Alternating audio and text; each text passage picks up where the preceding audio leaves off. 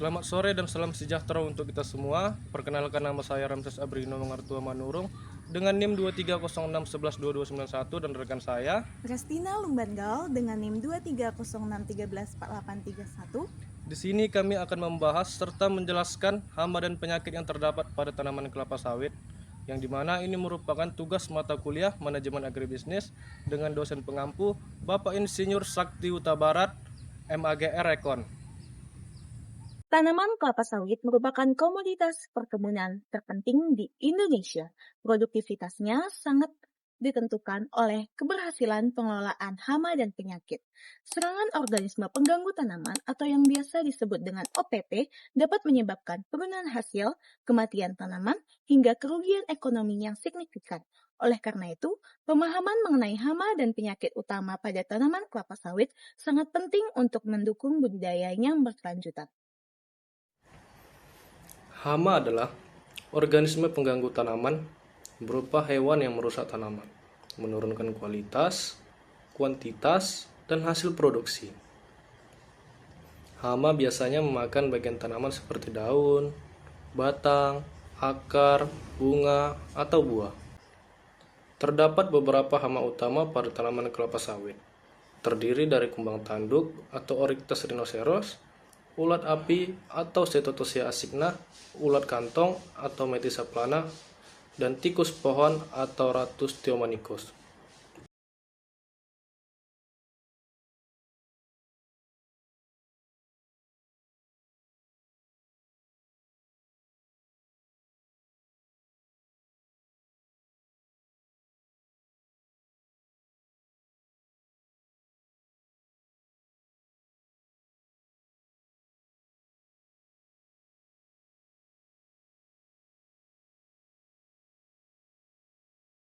Untuk pengendalian secara kultur teknis, yaitu dengan membersihkan tunggul, pelepah busuk, dan bahan organik yang menjadi tempat berkembang biak.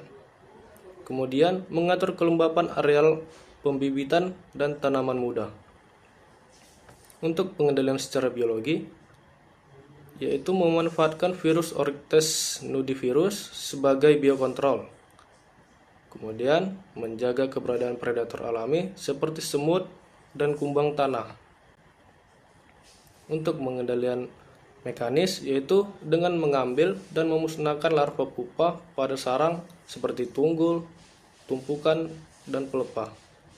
Kemudian dapat memasang perangkap feromon. Selanjutnya, pengendalian secara kimia.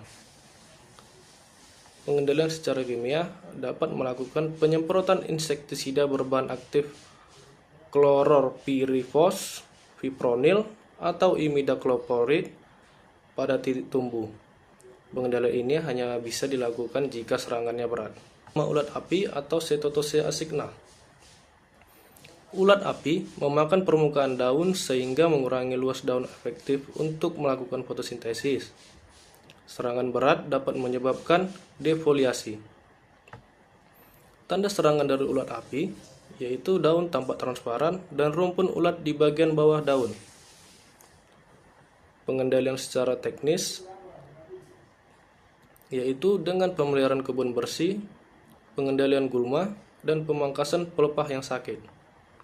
Selanjutnya, rutin melakukan monitoring berkala, khususnya pada saat musim kering ketika populasi ulat meningkat. Pengendalian biologinya yaitu dengan mengaplikasikan biopestisida Bacillus thuringiensis yang aman dan efektif. Lalu menjaga populasi burung dan predator alami seperti laba-laba. Pengendalian secara mekanis, yaitu dengan mengambil kelompok telur atau larva dari daun untuk dimusnahkan. Kemudian untuk pengendalian secara kimia, yaitu menggunakan insektisida, yang dimana bahan aktifnya klorpyrifos, sipermetrin, lambda, dan emamectin jika populasinya tinggi. Selanjutnya, ulat kantong atau Metisa plana. Dampak yang disebabkan ulat kantong yaitu menyebabkan daun kering dan rontok karena larva memakan jaringan daun. Untuk pengendalian ulat kantong, yang pertama secara kultur teknis dengan melakukan sanitasi kebun, pemangkasan pelepah terserang berat, kemudian memperbaiki drainase, dan mengurangi kelembapan yang mendukung perkembangan larva.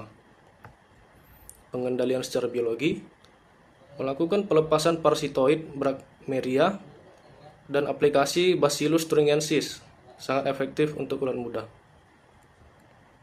Pengendalian secara mekanis dengan mengumpulkan ulat kantung lalu dimusnahkan, sangat efektif pada area terbatas atau populasi rendah.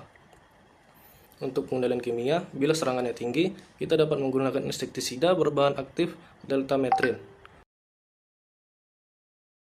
Selain gangguan hama, terdapat beberapa penyakit utama yang menyerang tanaman kelapa sawit, sehingga dapat menurunkan produksi bahkan kematian tanaman.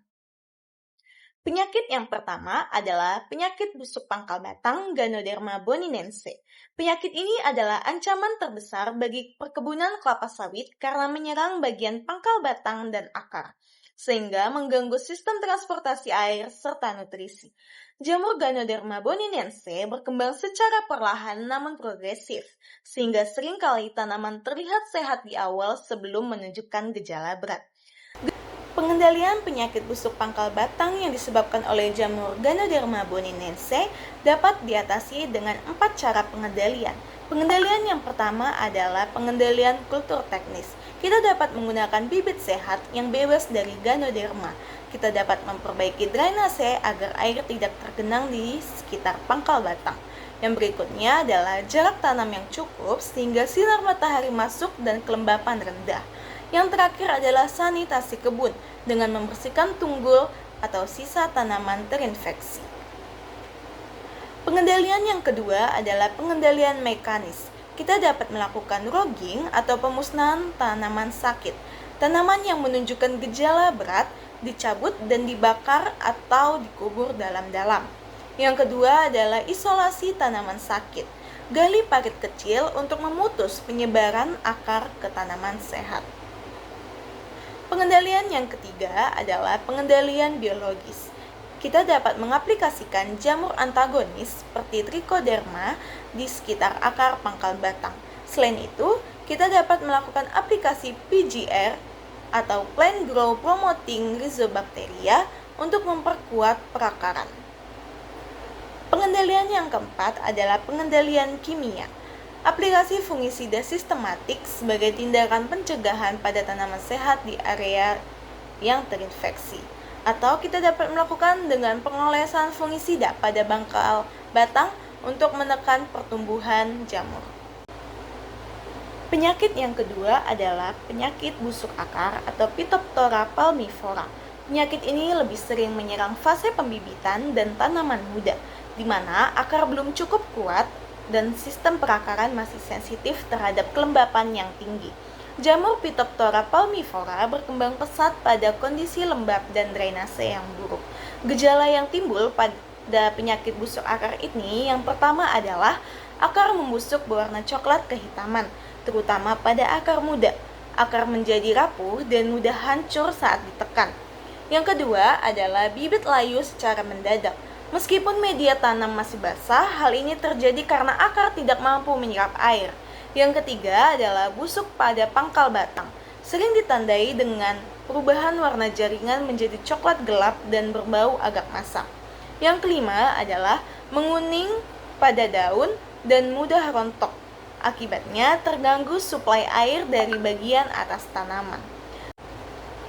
Penyakit yang ketiga adalah penyakit bercak daun atau Curvularia. Penyakit bercak daun yang disebabkan oleh jamur Curvularia sering menyerang bibit atau tanaman muda di persemaian, terutama pada kondisi lembab dan sirkulasi udara yang kurang baik. Gejala yang timbul yang pertama adalah timbul bercak kecil pada daun, berwarna coklat, abu kehitaman, hingga hitam.